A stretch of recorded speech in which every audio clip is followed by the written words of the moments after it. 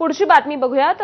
धाराशिव मधील शेतकऱ्यांसमोर दुबार पेरणीचं संकट ओढवलंय। सोयाबीन पेरणी 11 दिवसांपूर्वी झाली आहे, मात्र बियाणं उगवलंच नाहीये। वानेवाडी येथील शेतकऱ्यांना बियाणे महामंडळाच्या बियाणांचा फटका बसलाय। पेरणीसाठी झालेल्या खर्चाच्या नुकसानीची मागणी आता होतीये। नुकसान भरपाई न मिळाल्यास आंदोलनाचा इशारा देखील देण्यात आलाय। सोयाबीनला भाव नाही, बियाणांची उगवण नाही, त्यामुळे शेतकऱ्यांनी आंदोलनाचा इशारा दिलाय। बियाणं न उगवलेल्या शेतातून आढावा घेतलाय आमचे प्रतिनिधी आप्पासाहेब शेळके यांनी।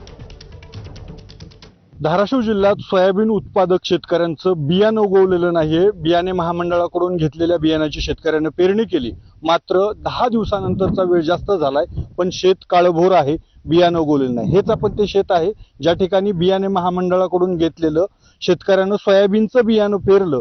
जवळपास 90 ते 95% बियाणाची उगवणच झालेली नाहीये, त्यामुळं शेतकऱ्यासमोर मोठं संकट उभं राहिले। आपल्यासोबत शेतकरी आहेत, त्यांच्याकडनं आपण जाणून घेऊया कधी पेरणी केली होती, कुठून बियाणं आणलं होतं? ही महाराष्ट्र शासनाचं महामंडळ बियाणं घेतलं होतं आणि आज त्याची पेरणी 11 तारखेला केली, 11/6/2025 ला।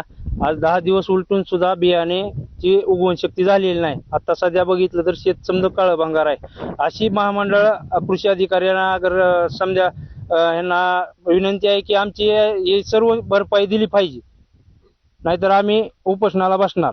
ह्याची सीड असते, ह्याचा प्रोसेस सगळ्यात फीस भरून शेतकऱ्यांनी घेतलेला आहे बी।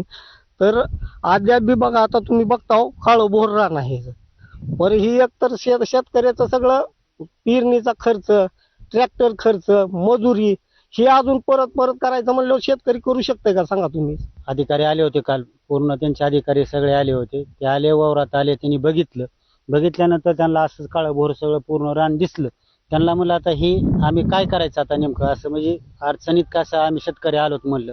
तर ते बोलले की तुमचं तर अडचणीत आलात, तुमचं उगवलेलं नाही म्हणल्यावर आम्ही म्हणलं आता ह्याला आमच्याच्यानं काही होत नाही, त्याचा टोटल पूर्ण खर्च द्यावा लागेल म्हणल्यावर ते काय बोलले की आमच्याच्यानं पूर्ण खर्च काय मिळत नाही, नुसतं फक्त आम्ही बियाण्याचे पैसे देऊ।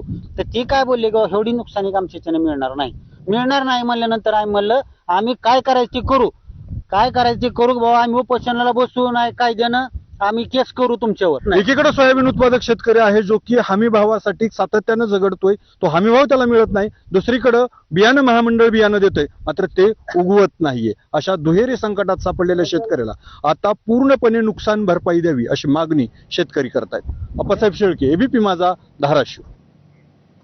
आणि या बातमीसोबतच या बुलेटिनमध्ये इथेच थांबतोय। पुढील अपडेट्स अमोल सोबत टी टाइम न्यूज मध्ये बघत रहा एबीपी माझा।